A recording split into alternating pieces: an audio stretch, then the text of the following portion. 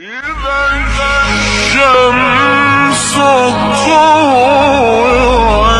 وإذا النجوم انكدرت وإذا الجبال سيرت وإذا العشار طلت وإذا الوحوش حشرت وإذا